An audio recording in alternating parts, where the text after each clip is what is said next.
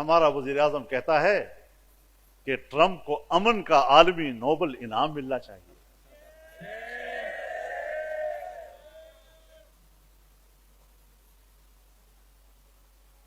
بری عقل و دانش بباید گریخت. ایسی عقل مندی پر رونا آتا ہے جو عقل مندی ہمارے حکمرانوں کو نصیب ہوئی ہے. خوشامد کی بھی کوئی حد ہوتی ہے, نوکری کی بھی کوئی حد ہوتی ہے.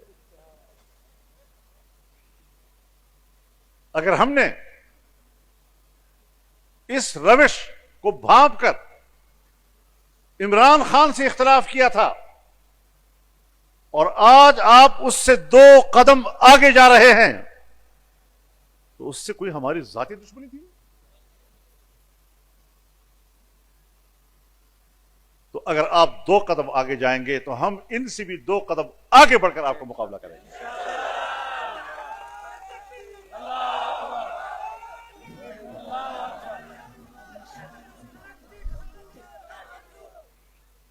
میرے محترم دوستو, آج وہی ٹرمپ امن کا فارمولہ لے کر آئے, غزہ کو امن دینے کا, اور ہم اس پر اعتبار کر رہے ہیں. یورپی ممالک اس کے بورڈ آف پیس کا حصہ نہیں بن رہے اور ہماری اسلامی دنیا ایک دوسرے سے آگے بڑھ کر اس کا حصہ بن رہی ہے. تو میں نے کہا, پارلیمنٹ میں میں نے کہا کہ میر کیا سادہ ہے بیمار ہوا جس کے سبب اسی عطار کے لونڈے سے دوا لیتا ہے.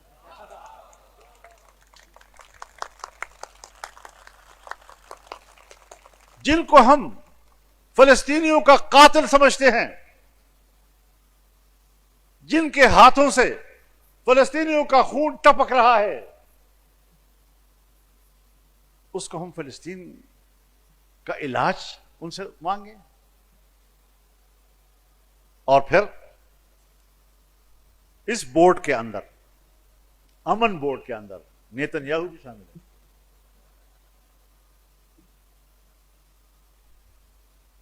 اب جب انسانیت کا قاتل, مسلمانوں کا قاتل, ایک وحشی,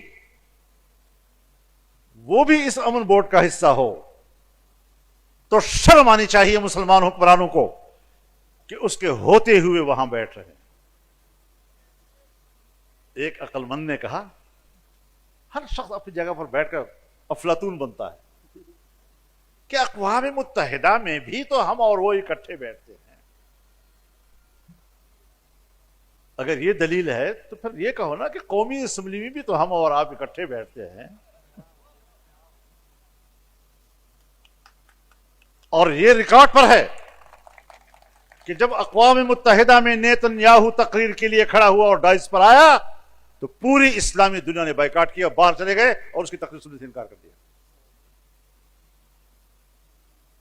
اگر اقوام متحدہ کے فورم پر آپ اس کی تقریر سننے کے لیے تیار نہیں ہیں, حتیٰ کہ غیر مسلم دنیا نے بھی بائیکاٹ کیا اور اس کی تقریر نہیں سنی, آج امن پیس بورڈ آف پیس میں آپ اس کو حصہ دار تسلیم کر رہے ہیں.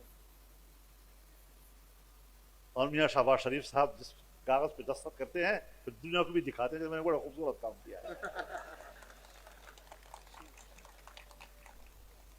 حق یہ تھا کہ آپ کہیں چھپ کر یہ چوری کر لیتے, اتنا جرم پبلک کے سامنے نہ کرتے.